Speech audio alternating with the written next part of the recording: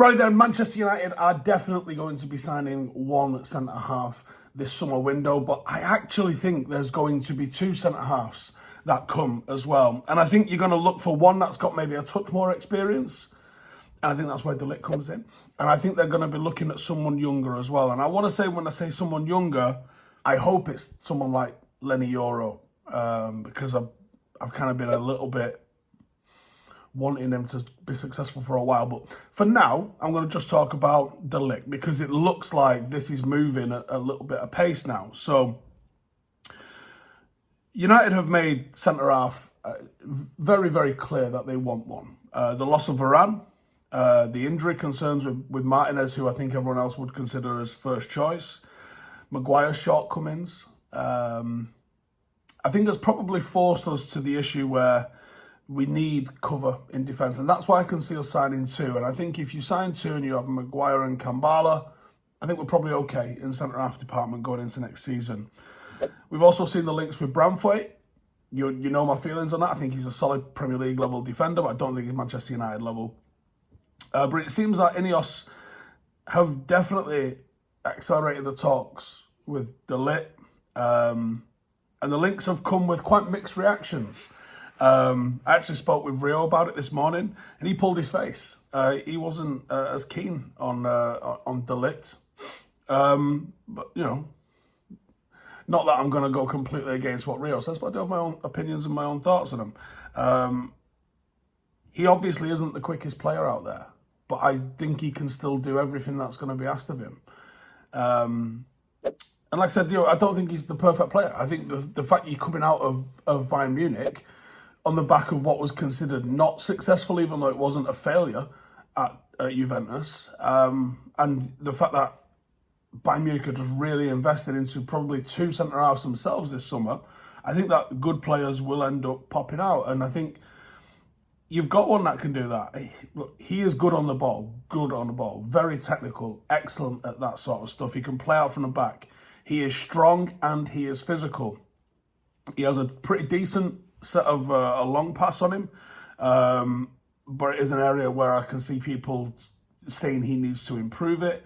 And I think one of the things that he does really well is the combination with midfielders. He can play good football and good combinations and links with the midfield that's in front of him. And he can both create and move into the space that is created by midfielders, and then play accurate passes to feet. Now, of course, playing for Bayern Munich is going to skew the numbers just a little bit, but he's in the 90 percentile for progressives. He's in the 96 percentile for pass completion. When you look at his passing, it's all elite. It's all just purely elite. When you look at actually the percentage of his passes that he completes that are short, not so much actually. He's not spamming passes. He's not sort of padding the numbers with passes. He plays most of his 97% completion in the medium range. He's in the 97 percentile for passes completed medium, which is more than double the passes, which is 42, which is way more than the short passes at being 18, putting him in the 97 percentile for that. He's also in the 79th percentile for long passes, and when you consider how many long passes you see Bayern Munich playing, that's not bad actually. And he's 89 percentile for pass completion of long passes too. So it's not like he just spams them. He can play the ball directly into the final third. Something that, going back to Rio, something that I remember Rio talking about, that one thing that he really had to develop into his game once he arrived at Manchester United was trying to hit the striker, trying to bypass midfield. Think about the midfield he played behind. It was a hell of a midfield. You're talking Carrick and Scholes. But one thing that he was, and Roy Keane for a little bit, one thing that he was being asked to do was just hit that centre forward.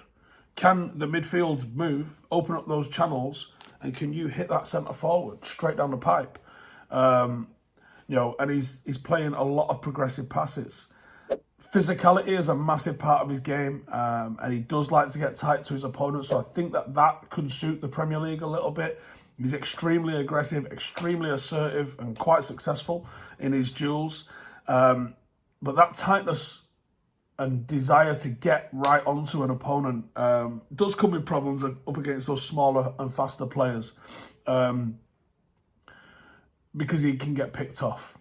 Now, what you traditionally see in defensive partnerships is a stopper and a cover. And the perfect example of that would be Rio and Vidic. Vidic would be the one that steams in there, tries to headbutt everything, tries to win the ball, sometimes even winning the ball before it reaches that forward, rather than letting it go to them and then try and let them roll him. And then if he misses it, Rio would be there to cover up because Rio's the one with the pace. And they worked like that, knowing that that was probably how they were going to defend. Because De Ligt isn't the fastest, he doesn't suit being the cover. And because he's naturally aggressive, he does suit being the stopper. So you're like, right, okay, the other one has to cover. The other one's Martinez, who's arguably more aggressive. And also Martinez isn't, he's not going to be in the Argentinian 100-metre sprinting team. He's not slow. You don't look at him and go, oh, wow, you're going to get done there. But I do wonder if those two as a pairing could successfully play on the halfway line, to play how I think Erik ten Hag wants to play. I think I have seen people comparing him to Harry Maguire. I don't think that's fair. I think that compared to other players around him, he looks slower, but I don't think he's as slow as Harry Maguire. And I do think there's enough in recovery runs when they're needed. I just think sometimes when you get those real pacey forwards that will run you, he can be in trouble with that. And United, if they played the pair of them, could be in trouble with that. And then maybe that's where a tactical foul comes in. Maybe that's where you just out-muscle them off the ball comes in. One thing that I do think sets De Ligt apart, and certainly makes him a player that I think you would push the ball out for, is leadership qualities and communication on the field. Despite being so young, I mean, Ten Hag gave him the captain's armband while he was at Ajax. He's also represented his country and wore the armband as well. He has a genuine ability to organise. He seems one that's up for motivating, as well as having really good communication skills. He is a natural leader. And he's played for some monster clubs now too. Ajax, Juventus, Bayern Munich. A lot of experience comes with being in those. Also alleviates a little bit of concern about whether or not he would be able to deal with the pressure that is Manchester United. And the leadership extends beyond just, a bit of pointing and being vocal on the pitch. His actions and performances, work ethic, suggest leader to me as well, setting a bit of an example. So whether directing the defence, motivating teammates, I think leadership is something that stood out for him as well. Now, across the entirety of Bundesliga, in terms of centre-halves last season, defensive duels won. He ranks first. Accurate short passes, first. Dribble success rate, first. Accurate passes, second. Accurate forward passes, second. Accurate passes into the final third, second. Headed goals, second. Accurate progressive passes, third. Passes into the final third, fifth. Aerial duels, sixth. Only one centre-half in Europe's top 7 leagues ranked in the 95th percentile for defensive duels and forward passes this season, and his name was Matthijs de Ligt.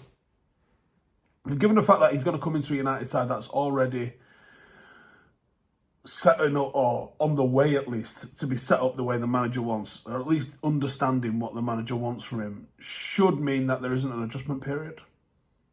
Should almost feel like it feels like home to him, and it might help settle it in. And by the way, there's like 900 Dutch coaches in the mix there now as well, which is going to be a bonus for him. But 24 years of age, serious level of experience, and a wealth of experience as well, not just a depth of experience. Like Ryan Giggs would have a depth of experience in the Premier League and at Manchester United, but he didn't have that experience of like Germany and Italy and all the rest of that sort of stuff. Can you see the hay fever absolutely doing me in here? It's literally dripping down my face. And we've mentioned obviously that as well. But he is a leader. And he was a leader in an Ajax side that played the sort of football that made Manchester United go, get that guy. So I think he's well worth looking at. And it feels like he could be one of the first ones. I also think Xerxes is going to happen as well. And then It could be Yoro and Ugarte. I don't think there'll be more than 4. I don't think there'll be more than 4, but I think that could be the 4. I think that could be the 4. De Ligt, Yoro, Ugarte, and Xerxes. What do you reckon? Would you like that? Should we do a video looking at how that lines up? Let me know if you want that in the comments. See you in the next one. Hey, thank you for watching the video. If you are new around these parts, then don't forget to subscribe. My channel is proudly supported by my community on Patreon. If you'd like to get a little bit of extra content, a Discord group, meetups, 5-a-side games, weekly podcasts, behind the scenes, and even an occasional bit of transfer news as and when I get it, then for the price of a pint, you can show your appreciation for the content that we make and get some goodies for doing so as well. Check the link in the description or click the button right here. You'll also find all of my socials here too if you want to follow me on any of those platforms. Nice one.